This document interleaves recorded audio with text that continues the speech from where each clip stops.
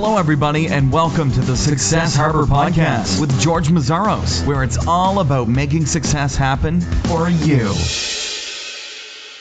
Hi, everyone. This is George Mazzaros with Success Harbor, and I have Ernest Dempsey, a fiction writer who publishes his books through Kindle. Welcome. Thanks for having me. It's great to have you. Thanks for being here, Ernest. How did you get into fiction writing?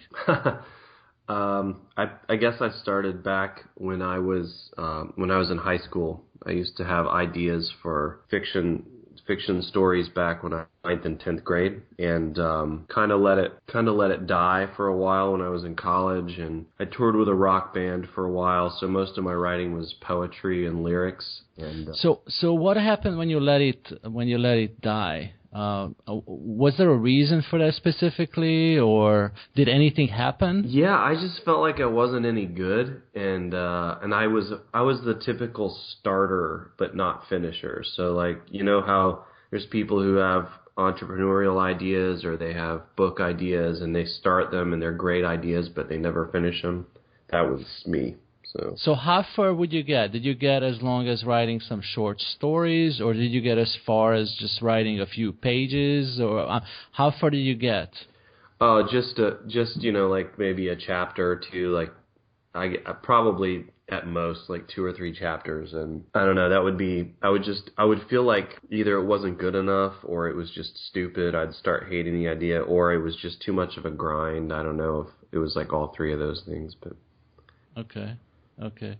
And then so you played in bands, you said? And, yeah. And then when did you pick it up again? After I started working as a high school guidance counselor, a couple years after that, I went on a picnic with my cousins and my girlfriend at the time, and we found this really amazing place that I've been to since I was a kid, but I never thought much of it until that day. And this was like 2006, 2007. And there's this really cool old wall there, and no one knew why the wall was there. And it's a historical place in Georgia, and it kind of sparked the idea for my first fiction novel, The Secret of the Stones. And at that day, I decided, you know what, this idea is too good. I'm just going to have to write it. And The Secret of the Stones was, it says re-released in December of 2012. Yeah. What does that mean? And was that your first published book? Yeah, it was my first published book. It got rejected by 14 agents. I never even got any rejection letters from publishers because I was getting rejected by all the agents.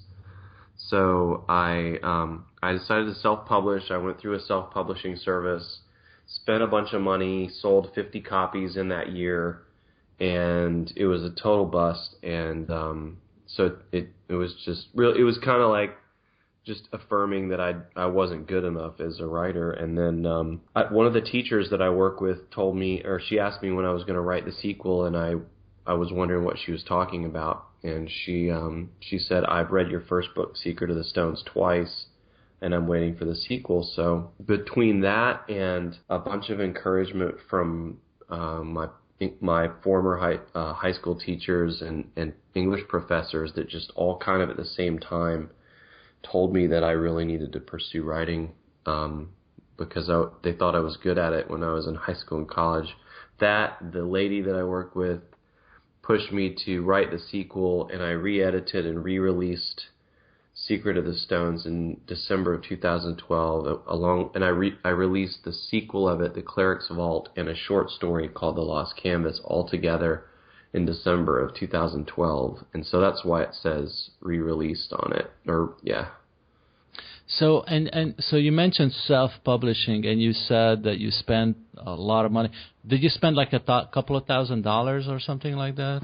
Yeah, it's crazy. The first time around, I didn't know anything about it, and I guess that was in like 2009, 2010, and I didn't really know much about publishing or self-publishing, and I didn't know anything about Kindle format or any of that stuff. So I went through a publishing service or self-publishing service, and I spent a couple $1,000 and ended up way in the hole for that project. And the second time around, after all that encouragement, I said, okay, I'll do it again, but this time I'm going to see if I can do it for free, and I'm going to see if I can look at it from more of a marketing standpoint rather than an artist standpoint. And so that's what led to the success of all the books so far. Yeah, and you mentioned that the first time you did this self-publishing was a total bust.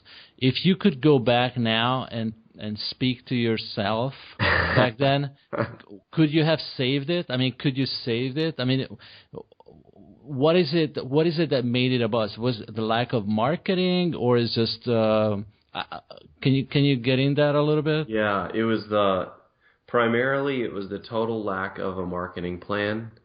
And so my marketing plan was, I'm going to write this book. I have 700 friends on Facebook, and I really wasn't writing it to try to make it like a bestseller or anything like that. I just thought I'll sell it to most of the people that I'm friends with or whatever, because seriously, I thought this. I was like, I've gone to their concerts and to their kids' things, and I've supported friends when they needed stuff, and I thought, okay, this is the time where everybody's going to kind of like, it's all going to come back around. And there were several problems, but that's one. Your friends, especially your Facebook friends, are not your customers. So that was a misguided thought process right there. And then not having a solid marketing plan to begin with was just a huge problem. And so, it's so funny that you say that, because I believe you. I believe you that those are not. But everybody and their brother is talking about build a Facebook community, build a big group of, and then you tell me, and you know what? I tend to believe you more than, it's not like I'm against building communities. Yeah.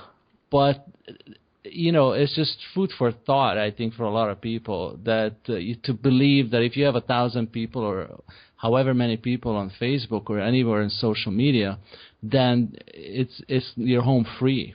Yeah, it's not like that. And I'll say this, Facebook and Twitter and Google Plus are all necessary parts of the machine. But when I talk about Facebook, like my first mistakes with it was my Facebook profile. The people that are trying to incorporate it with their businesses, we're talking about Facebook pages.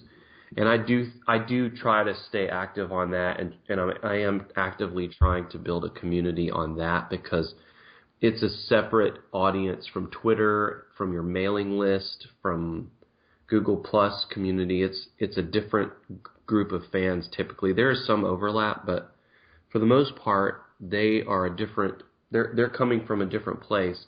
And in that regard, the Facebook page, the fan page type thing, I think is a viable thing to use to help drive their leads. The people that are on there are essentially leads. They're not buying customers per se. They might just want to read your blog or whatever, but they're also potential buyers. And you need to gather as many potential buyers as you can, because and as many places as you can, and that's what will inevitably drive sales. Talking about buyers, can you share how many books you have sold so far? Yeah, as of the end of March, I'd sold 12,000 in the last 15 months. Wow. So. And how do you feel about it? I mean, to me, that's a big number, but you're the one that's been writing for years and sweating and trying to make it as an artist. How do you feel with that number? Well, every single time I say that, it's kind of mind-blowing, because there's people all over the world, and primarily in the United States is where my fan base is mostly located, but there are people right now sitting on a bus or a train or in their living room that I've never met, and they're flipping through my book and reading it, and that's crazy. And there have been over 12,000 people that have done that have or maybe not 12,000, but I've sold 12,000, so there's thousands and thousands of people that have bought and read my books that I've never met, and that is really wild, and it's awesome. Yeah. Like I said, to me, it's an impressive number, but and I don't see why anybody wouldn't be impressed with that number. Now, in terms of business, we always want, they say that if you have a business where there is repeat business and recurring revenue, that's a more solid business that has mostly onesie type of sales. Yep. Now, in your field, because I look at it as a business in a way, even though it's art. How much of it can be repeat business? How much of a following can you build over the year? Well, you're right. It definitely it is a business. I mean, if it wasn't a business, then publishing houses wouldn't be doing it. And it's a lot like the record industry, the music industry.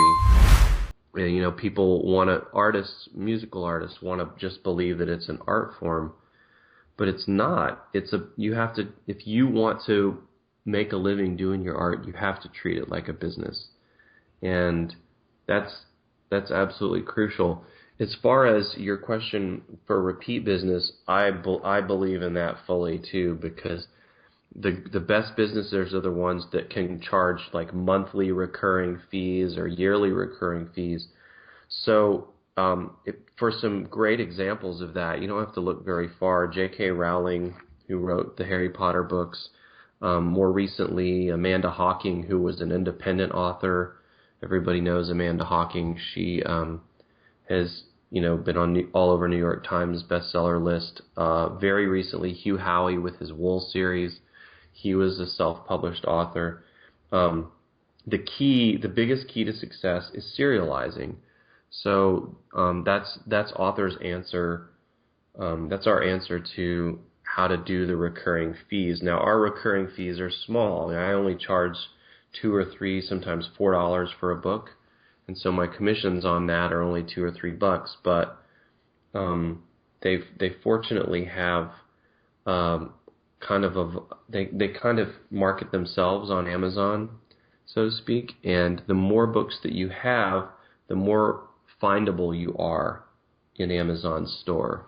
So if you walk into, I'm getting off track of your question now, but if you walk into a bookstore and you imagine, like with Amazon, you can walk into a science fiction only bookstore and there are 10,000 books there. If you've got one book, they have a 1 in 10,000 chance of finding you. But if you have 5 books, you've increased your odds of being found exponentially.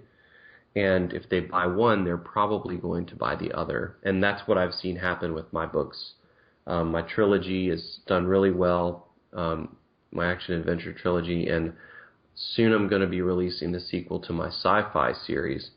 So I'll be interested to see how that does as far as driving sales of the first book, because the more books you have, it seems like the more it drives sales of all the books. So, does serializing change the way you write or the way you think about your stories? No, because I create stories that are very easy. They're very flexible. So I leave things open enough to be able to continue on forever and ever if I need to. One of my heroes is Clive Cussler. And he's one of the reasons that I started writing. And it's funny because people say, well, Clive Cussler's really predictable, and he doesn't, kill off enough of the lovable characters, because people say, you have to kill your darlings, and they say it's kind of hokey and all that. But I love it, and I love Clive Cussler because he keeps enough of the characters alive that he wrote, like 40 Dirk Pitt novels or something crazy like that. And that's just the Dirk Pitt series. He's got a ton of other series going. And so, yeah, I try to leave enough of my stories open. And it kind of just happens naturally because I like writing them and I want to keep them going. And my readers love them. So if I killed off a lovable character and closed off the ability to keep going with a series, I'd probably lose readers. doing. Yeah. You have published several books on Kindle, which means that you managed to start and finish books multiple times, which is a feat in itself. How do you stay focused, and what routines do you have? Make sure that you actually finish your books. Is there a number of words per day, or chapters, or what's your routine? Yeah. So when I work a day job as a high school guidance counselor. So during school year, I have to wake up a little early and get some writing done in the morning. I write during my lunch break for 30 to 45 minutes, and then I write for about an hour when I get home. And typically what I do is I do have word count goals that I try to hit of I try to hit 3,000 words a day, but very often it ends up less than that just because of time. But the thing that helps me write faster is setting a timer. So I set a timer for about 20 minutes, and I'll just go fast, just as fast as I can for those 20 minutes. When the timer goes off, I set it again. I take a break for about 2 or 3 minutes, and then I go after the next 20 minutes.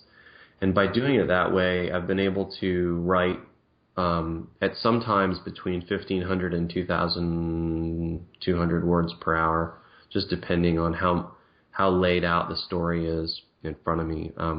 That's really important too, is having, like, a lot of people do an outline. I do an outline, and then I do story beats, and I heard about story beats from the self-publishing podcast guys, and I really love the idea. You kind of just write out the general script of each scene, and when you've done that, you look at that while you're writing, and it just makes the writing so much faster.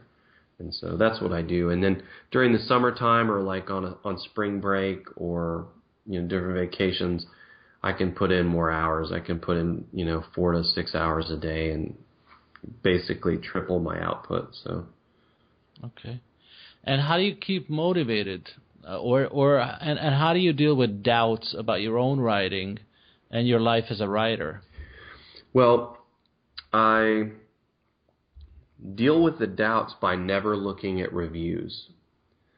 So I see some reviews on my like new reviews pretty much every week on some of my books, and I don't read them because I don't want to get too full of myself, because I don't ever want to think like, hey, yeah, I am pretty good. And at the same time, I don't, because then I'll lose my edge. And then I also don't want to read negative reviews, because I don't want to get too down on myself either.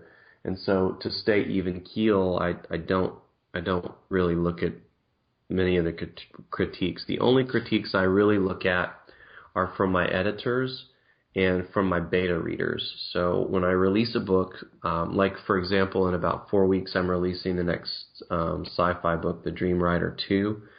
In the next couple weeks, I'm going to be sending out free advanced copies to my beta readers, and with requests for specific types of feedback, like what they liked, what they didn't like, where they stopped reading, where they didn't feel like reading anymore, different things like that. And so that's where I get my feedback from, is from those people.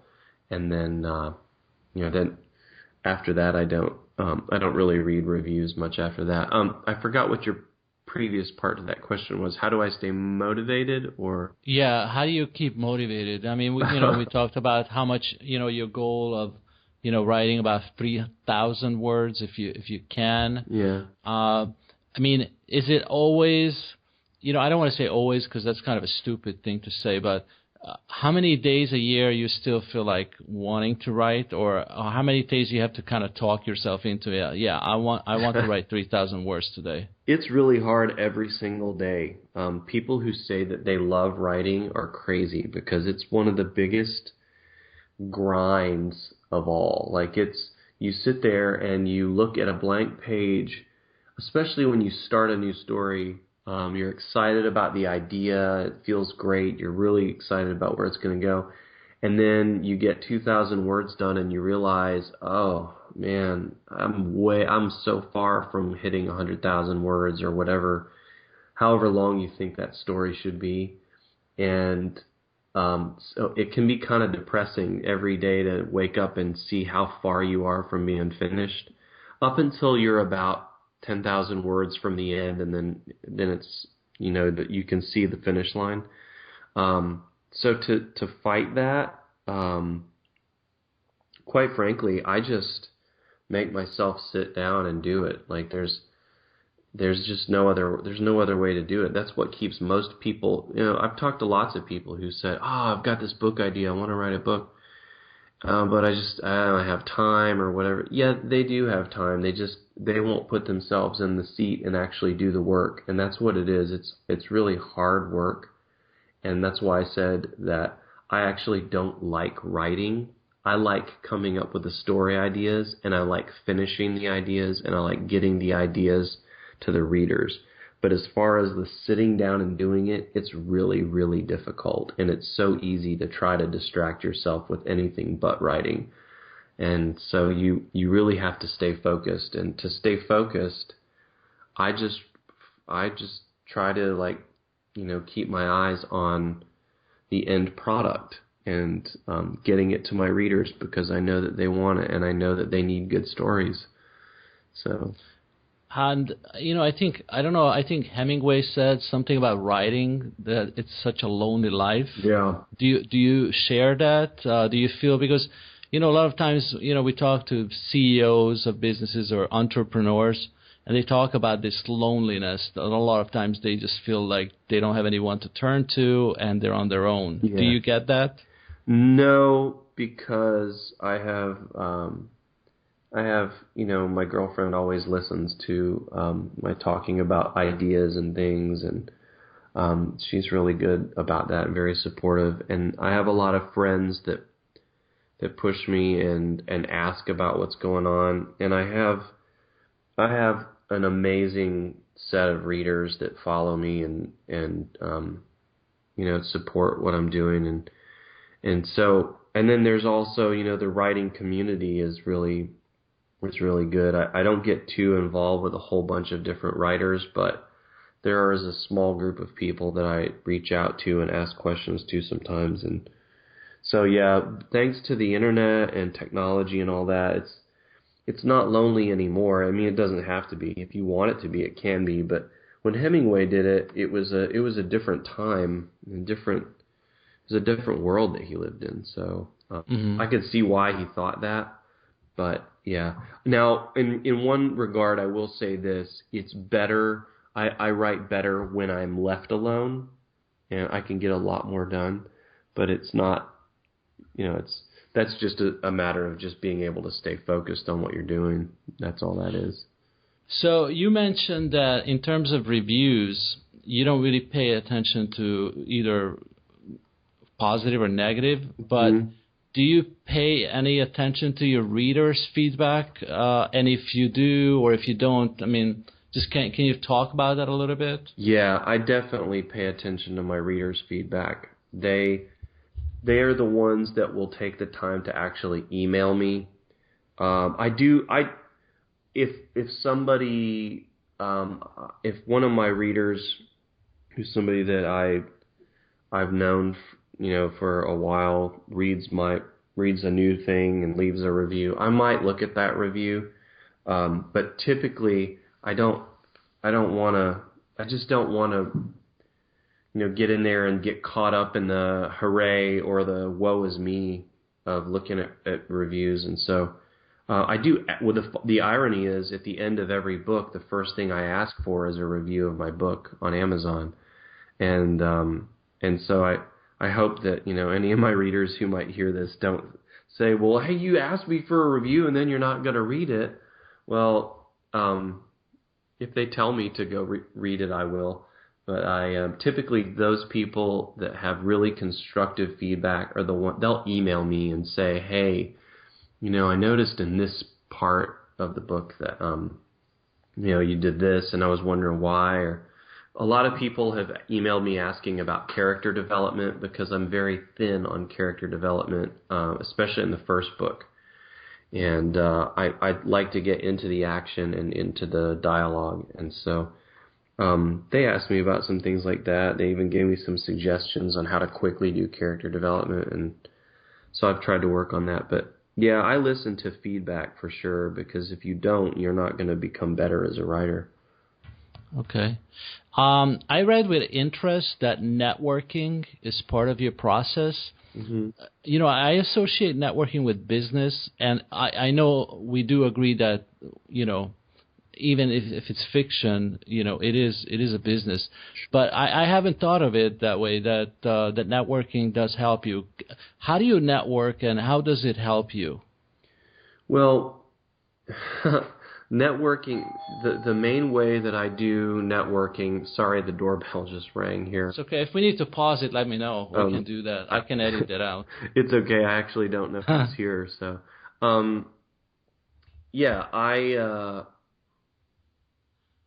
sorry, my girlfriend. Yeah, we're just talking about networking Yeah. and the impact it has on your writing career. Sorry about that. Yeah, so the biggest way that I network actually is just trying to be helpful with people. So that can happen online or offline.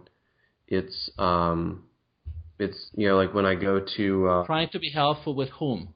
anyone. So if I'm going out to a restaurant or something to meet up with some people, and they bring a friend along, and I start talking with the friend, I want to listen to what's going on in that person's life, whether it's a friend or a new person that I've met.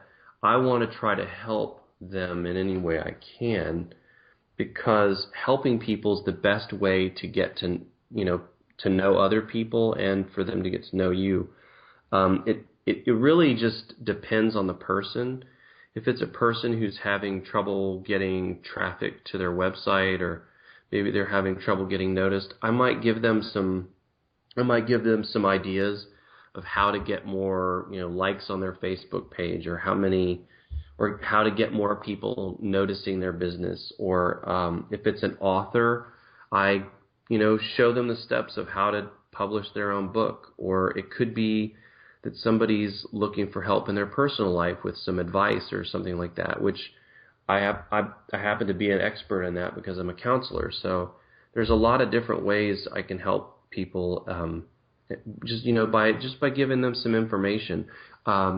One person that I was talking to was in a band, and they hadn't sold a lot of albums, and so I gave them some advice on how to sell more albums, which, you know, essentially and early on is that you give away more albums. And so there's lots of ways to help people, and you can do that online or offline. If you want to do it online and really leverage your time, you can get out and get onto a website like Quora or some other places and get on forums and answer questions for people. If you find yourself being asked questions about things frequently, that means that you know something that people need to know. So just go out online and find people asking those questions about stuff you know, and that's a great way to network. And it's a very one-by-one way of doing things, but that's how you should build your readership, is one reader at a time. Good. What would you say are realistic goals for somebody that's trying to sell their books, whether it's fiction or nonfiction? Do you look for numbers of books sold or a percentage increase over time? What kind of metrics are you using, if any? Well, the first, you know, to somebody starting out, I tell people this all the time, whether they're starting out in business or like a traditional business, or if they're starting out in a writing business, like what I do. I don't like setting sales goals. I like setting presentation goals. So sales goals are something that's completely out of your control. You have no way to control how many things, you know, like books that you're going to sell, because it's out of your hands. People are either they're going to decide one way or the other, and So to set such a goal is kind of ridiculous. But you can set a goal of how many people see what you have to offer. So an example of that would be, like I have my blog, and I wouldn't set a sales goal for the month. I would set a goal of, like maybe getting 1,000 visitors to, unique visitors to my website or to my blog in the month. And of those 1,000, or maybe you want to go big, maybe you want to go 10,000 or whatever. You drive that, you do whatever you can to drive that traffic to get those 1,000 eyeballs or 10,000 eyeballs. And then it's a matter of conversions. Then it's just, a typical business conversion would, be 5 to 10% or whatever. So, you can drive yourself crazy thinking about sales numbers all day long. But if you're creating good content, you're giving away great, valuable content on your blog or your site, and then you've got something that people can buy. If you set good, manageable presentation goals, then you're going to be successful. That's what I believe anyway, and that's what I learned a couple years ago. I think I read that in a book or a blog or something like that. About good presentation goals. As far as the metrics are concerned, Kindle's direct publishing system helps keep track of all the sales that you make and all the refunds that you get and all that stuff. And I just kind of watch that, from week to week to see how things are doing. You'll notice some trends with certain months that certain months are good and certain months are bad. But typically it's pretty steady, and the more books that you have, obviously the more you sell. And then the more that the interesting factor is that Amazon's marketing engine really helps you out. So I've heard that the tipping point for many series is 5 to 6 books per series, and I only have 3 out in one series right now, and 2 out, as of in a month from now, it'll be 2 out in another series. So it'll be 8 total products. The more products you have in a series, the more they insist upon each other. So they start helping sell each other. But those are the metrics that I watch, is just kind of traffic numbers with Google Analytics, and then I watch my KDP dashboard to see how things are trending. So good. Now, I believe I saw some affiliate links on your site. Is that correct? Mm-hmm. And when did you start with that? And how is that working for you? How big of a big part of your business is affiliate income? It's actually extremely small right now, because I'm still in product creation mode. So I'm leveraging more right now the power of my existing email list, building that up, and then I'm leveraging the power of Amazon's marketing engine more than anything else. And so I don't drive a ton of traffic to my website as of right now, because I'm so focused on creating more books. For example, my goal for 2014 is to release 7 new books, and so I've got one I released in January. I've got another one coming out in 4 weeks. I'll have 2 more before July, and that puts me pretty close to on track as far as getting to where I want to be with my catalog. And then starting in January of 2015 is where I will shift gears a little bit and really start trying to ramp up the traffic, because I'll feel like I have a good catalog to offer a lot of people that will sustain a lot of new readers for a while. Wow. Now, in terms of book promotion, do you have a strategy for that, like maybe going on shows or on blogs or related sites, or is it too early? You don't want to do it before the 2015 date? No, I definitely do, because I feel like what I'm really trying to do is play the long game. So I'm really trying to plan for the future, And so to do that, I'm trying to build my list now. So I try to do some guest posts for some different blogs. I've kind of slowed down on that a little bit because I'm working so hard on the next books. But typically what I do is I'll write guest posts for some other blogs. And then really the biggest thing I do is my launch strategy. So my launch strategy is very specific. It's a 4-day plan that I have to plan out about a month to 6 weeks in advance. And with the launch strategy that I use, I've been very fortunate to have very successful and big launches that get my books high into lists on Amazon and get that valuable visibility. And so typically after that, once you've done that, Amazon kind of takes care of the rest.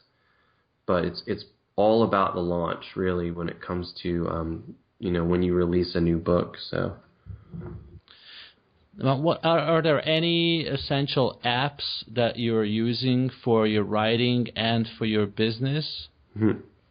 Yes, I use Evernote to plan out like all the scenes for my books, all the chapters. I do all my outlines on Evernote, and I make all my character notes, and I keep all the pictures of the places that I'm including in the books on Evernote. So I keep everything on that, and then I usually will pull that up on my iPhone or my iPad while I'm writing out the actual first draft. As far as other apps are concerned, that's pretty much it. I mean, right now I use Microsoft Word. I'll probably be switching, or I plan on at least trying Scrivener here and for the next project, for the next project in my action adventure series. I'm going to try Scrivener out and see how that does, because I've heard good things about it. But I've heard it makes formatting for Kindle and for paperback really simple. So we'll see. But yeah, pretty much Evernote is like the most valuable app that I use. Good. And I know we went over a little bit, so I apologize for that. No worries. I'm having a blast. I just have one more question in terms of how can people connect with you, or maybe a project or a book that you would want people to check out, if you could spend some time on that. Oh yeah. Well, people can email me at my through my blog my email is Ernie ERNIE at ErnestDempsey.net, and the Ernest is ERNEST, Dempsey is DEMPSEY, and or you could just go to my blog at ErnestDempsey.net. You can find me on Twitter. There's another guy out there who's uses the pen name Ernest Dempsey. He's actually from Pakistan, and that's kind of a random and strange fact, but it's actually on my birth certificate, Ernest Dempsey. So, that is the best way to contact me, through any of those avenues, and I'll always answer everything personally, and I try to do it pretty quickly, unless something comes up. But I usually answer everything pretty fast. And if there was a specific project that I would want people to check out, it would be my book Chasing Comets. It's different than anything I've ever written. I released it in the end of January, and it's kind of a modern day parable that a lot of people seems to have been helping a lot of people out. And I said earlier I don't read reviews. I've actually read every review on that one, because there's only, I think, 12 reviews on there right now. And, I'm hearing things like, this book has changed my life, or I'm going to share this with a friend, or like, it's when you hear stuff like that, that's really cool. And so, yeah. Well, Ernie, I really, really appreciate you taking the time, and I hope we can do this maybe a year from now or sometime in 2015 when you reach your goal of publishing those other books that you talked about. And meanwhile, everybody check out Chasing Comets by Ernest Dempsey. And thank you very much, and let's stay in touch. Thanks, George. I appreciate you having me on. Thank you.